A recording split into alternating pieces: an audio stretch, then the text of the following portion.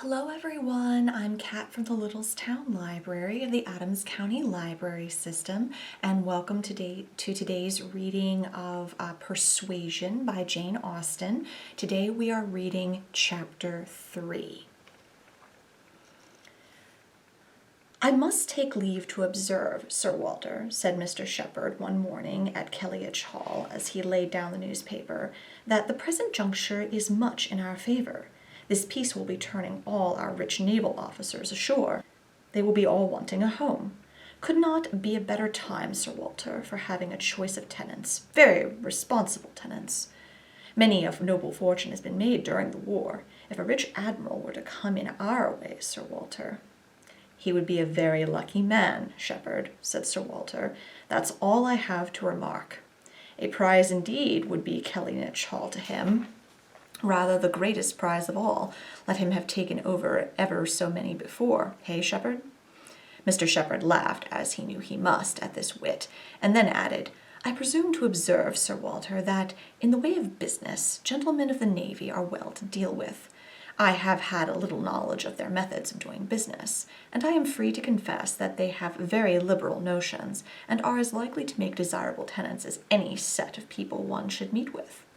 Therefore, Sir Walter, what I would take leave to suggest is, that, if in consequence of any rumours getting abroad of your intention, which must be contemplated as a possible thing, because we know how difficult it is to keep the actions and designs of one part of the world from the notice and curiosity of the other, consequence has its tax.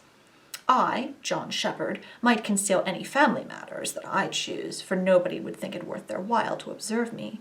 But Sir Walter Elliot has eyes upon him which it may be very difficult to elude, and therefore thus much I venture upon, that it will not greatly surprise me if, with all our caution, some rumour of the truth should get abroad. In the supposition of which, as I was going to observe, since applications will unquestionably follow, I should think any from our wealthy naval commanders particularly worth attending to, and beg leave to add that 2 hours will bring me over at any time to save you the trouble of replying." Sir Walter only nodded, but soon afterwards, rising and pacing the room, he observed sarcastically, "There are few among the gentlemen of the navy, I imagine, who would not be surprised to find themselves in a house of this description." "They would look around them, no doubt, and bless their good fortune," said Mrs. Clay, for Mrs. Clay was present. Her father had driven her over, nothing being of so much use to Mrs. Clay's health as a drive to Kellynch. "But I quite agree with my father in thinking a sailor might be a very desirable tenant. I have known a good deal of the profession, and besides their liberality, they are so neat and careful in all their ways. These valuable pictures of yours, Sir Walter, if you choose to leave them, would be perfectly safe. Everything in and about the house would be taken such excellent care of. The gardens and shrubberies would be kept in almost as high order as they are now. You need not be afraid, Miss Elliot, of your own sweet flower gardens being neglected." "As to all that," rejoined Sir Walter coolly, "supposing I were induced to let my house, I have by no means made up my mind as to the privileges to be annexed to it. I am not particularly disposed to favour a tenant. The park would be open to him, of course, and a few officers or men of any other description can have had such arrange, but what restrictions I might impose on the use of the pleasure grounds is another thing.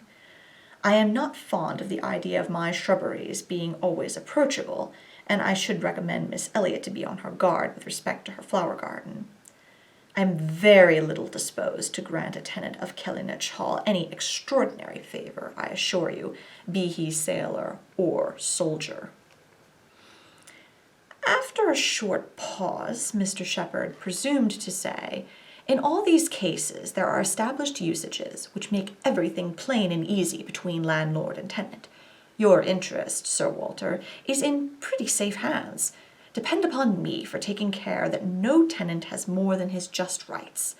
I venture to hint that Sir Walter Elliot cannot be half so jealous for his own as John Shepherd will be for him." Here Anne spoke. "The navy, I think, who have done so much for us, have at least an equal claim with any other set of men for all the comforts and all the privileges which any home can give. Sailors work hard enough for their comforts, we must all allow. Very true, very true. What Miss Anne says is very true, was Mr. Shepherd's rejoinder, and oh, certainly, was his daughter's. But Sir Walter's remark was, soon afterwards, the profession has its utility, but I should be sorry to see any friend of mine belonging to it. Indeed, was the reply, and a look of surprise. Yes, it is in 2 points offensive to me. I have 2 strong grounds of objection to it.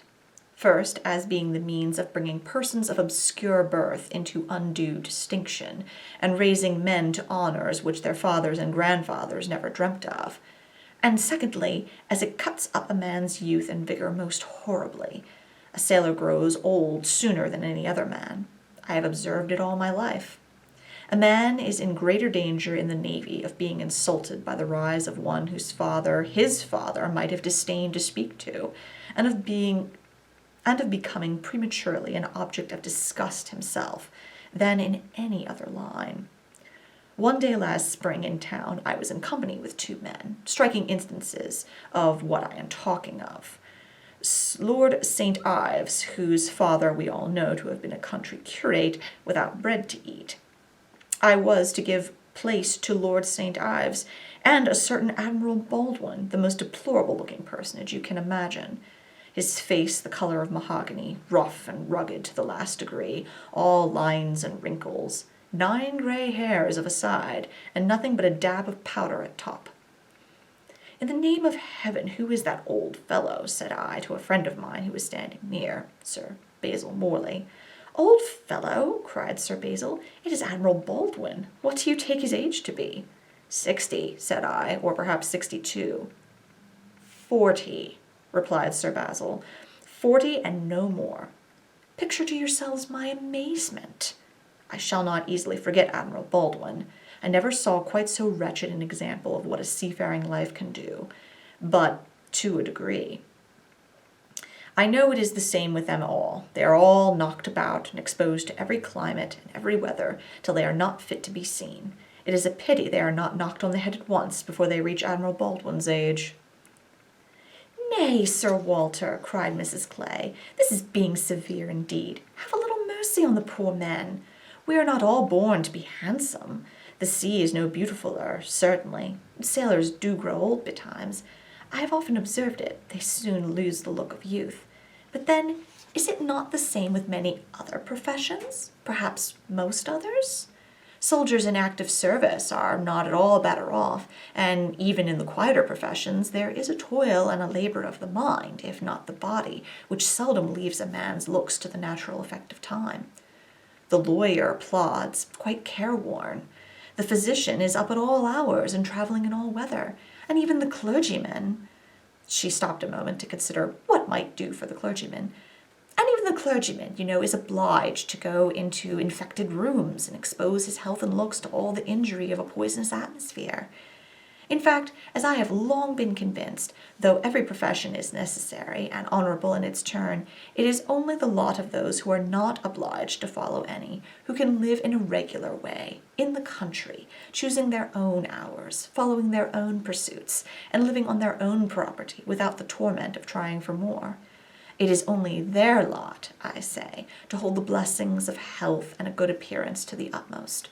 I know no other set of men but what lose something of their personableness when they cease to be quite young.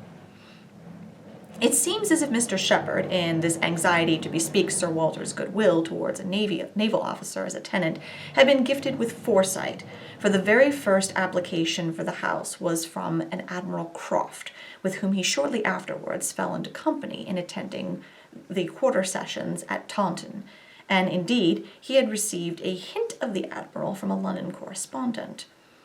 By the report which he hastened over to Kellynch to make, Admiral Croft was a native of Somersetshire, who, having acquired a very handsome fortune, was wishing to settle in his own country, and had come down to Taunton in order to look at some advertised places in that immediate neighbourhood, which, however, had not suited him.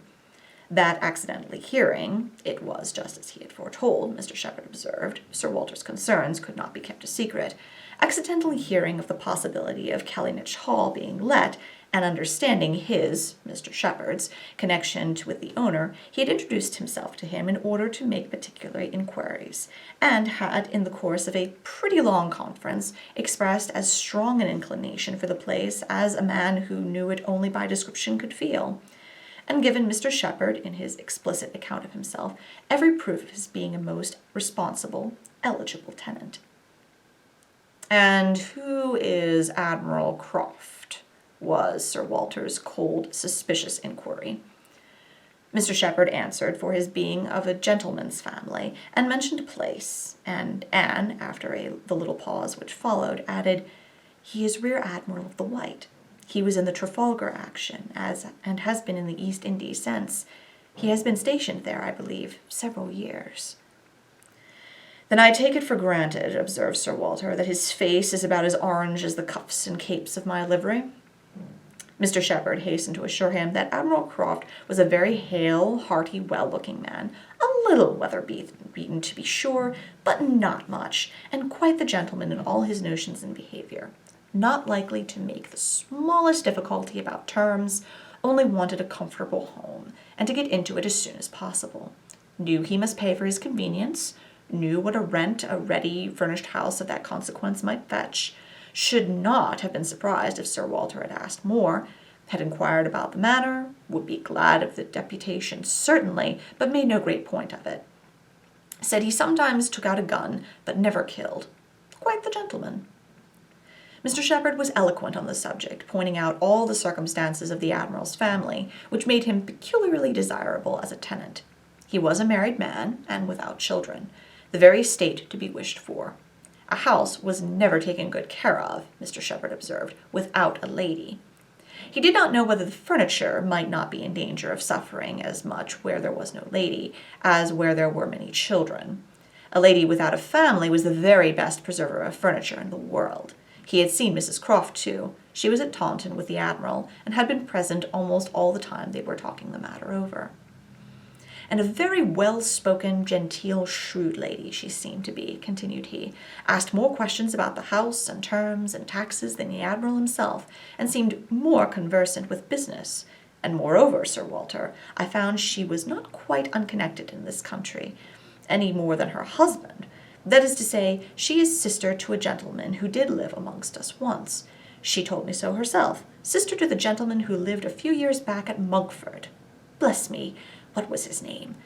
At this moment I cannot recollect his name, though I have heard it so lately.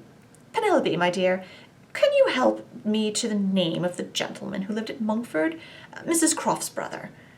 But Mrs. Clay was talking so eagerly with Miss Elliot that she did not hear the appeal. I have no conception whom you can mean, Shepherd. I remember no gentleman resident at Monkford since the time of old Governor Trent. Bless me, how very odd. I shall forget my own name soon, I suppose. A name that I am so very well acquainted with. Knew the gentleman so well by sight, seen him 100 times. Came to consult me once, I remember, about a trespass of one of his neighbors. Farmer's man breaking into his orchard, wall torn down, apples stolen, caught in the fact, and afterwards, contrary to my judgment, submitted to an amicable compromise. Very odd indeed. After waiting another moment, "You mean Mr. Wentworth, I suppose," said Anne. Mr. Shepherd was all gratitude. Wentworth was the very name. Mr. Wentworth was the very man. He had the curacy of Monkford, you know, Sir Walter, some time back, for 2 or 3 years. Came there about the year 5, I take it. You remember him, I'm sure. Wentworth? Oh, aye, Mr. Wentworth, the curate of Monkford. You misled me by the term gentleman. I thought you were speaking of some man of property. Mr. Wentworth was a nobody, I remember, quite unconnected, nothing to do with the Stafford family. One wonders how the names of so many of our nobility became so common. As Mr. Shepherd perceived that this connection of the Crofts did them no service with Sir Walter, he mentioned it no more, returning with all his zeal to dwell on the circumstances more indisputably in their favour, their age and number and fortune, the high idea they had formed of Kellynch Hall, an extreme solicitude for the advantage of renting it, making it appear as if they ranked nothing beyond the happiness of being the tenants of Sir Walter Elliot. An extraordinary taste, certainly, could they have been supposed in the secret of Sir Walter's estimate of the dues of a tenant. It succeeded, however, and though Sir Walter must ever look with an evil eye on anyone intending to inhabit that house, and think them infinitely too well off in being permitted to rent it on the highest terms, he was talked into allowing Mr. Shepherd to proceed in the treaty, and authorized him to wait on Admiral Croft, who still remained at Taunton, and fix a day for the house being seen. Sir Walter was not very wise, but still he had experience enough of the world to feel that a more unobjectionable tenant in all essentials than Admiral Croft bid fair to be could hardly offer. So far went his understanding, and his vanity supplied a little additional soothing in the Admiral's situation in life, which was just high enough, and not too high. "I have let my house to Admiral Croft" would sound extremely well, very much better than to any mere Mr. A Mr., save perhaps some half-dozen in the nation, always needs a note of explanation.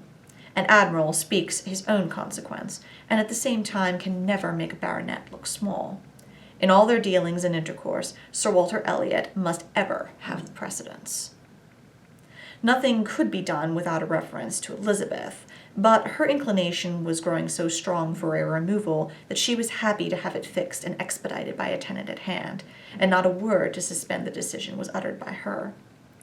Mr. Shepherd was completely empowered to act, and no sooner had such an end been reached than Anne, who had been a most attentive listener to the whole, left the room to seek the comfort of cool air for her flushed cheeks, and as she walked among a favorite grove, said with a gentle sigh, "A few months more, and he, perhaps, may be walking here."